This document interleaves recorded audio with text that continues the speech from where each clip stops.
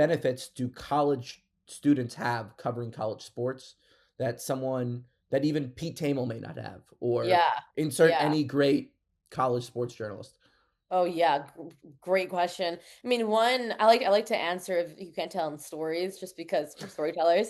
So I'm gonna go on another long. I'm not. The hope this isn't too long, but this is a good example of exactly answer your question. So last year, around pretty much exactly 1 year ago this time, UCLA USC women's basketball, they had a game at Poly Pavilion, which is at UCLA Stadium.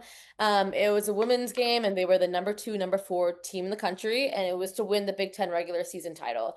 And so obviously, really big game. And Juju Watkins, Lauren Betts, all these stars, whatever. So you would imagine that there's, a lot of seats available for students.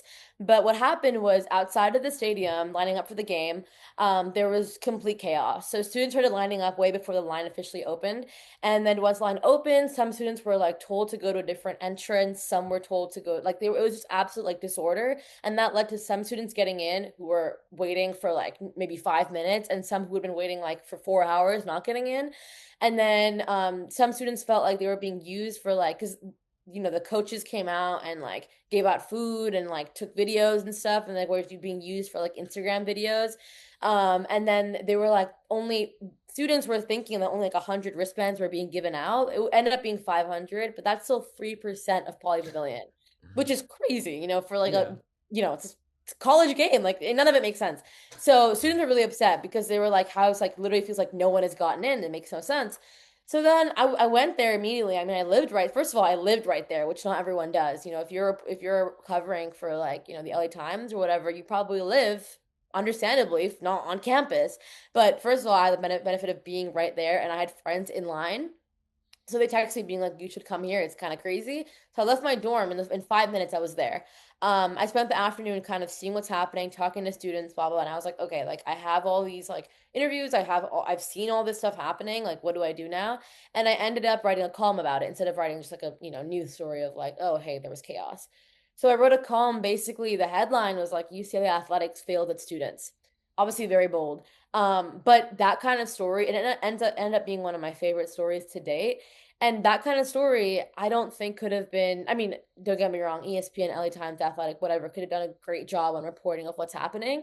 But to write a column being a student about students' frustration, I think there's a different like power to that.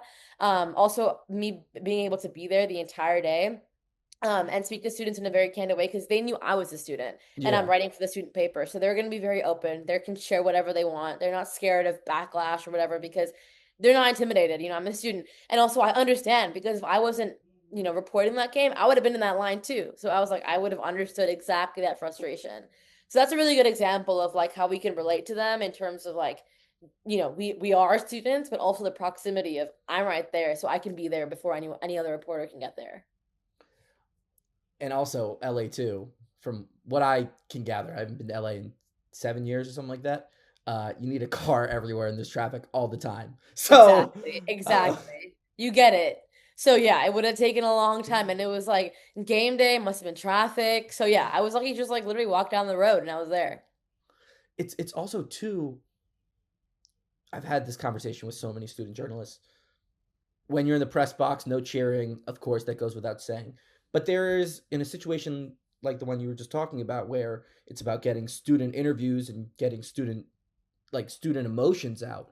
It's okay to kind of put the part of your brain that is like a fan of your school on, because you can sympathize a little bit Yeah. easier.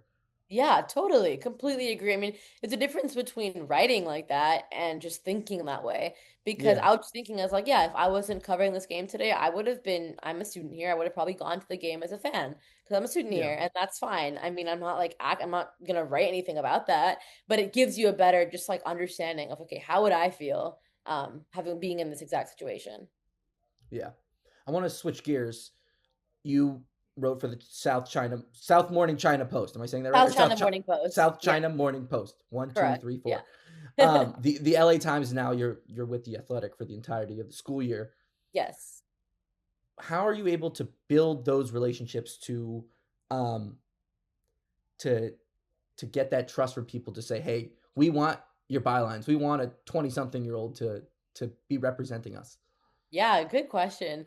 So for this SCMP, I actually had reached out to the editors a little bit before the internship even happened because I wanted to pitch a story to them about like a Yeah. cricket player in Hong Kong. And I think that went off really well. Like just the process of, I mean, I was doing it from LA, so the process of going back and forth with editing, and just that them seeing that like, I pitched an idea out of nowhere. I had no relationship with them. And that I, had this good idea and like, it executed it well and had also the confidence to just be like, hey, SCMP, the premier paper in Hong Kong, listen to me. I'm an 18-year-old at that time. And I think that confidence went a long way when I was applying for the internship.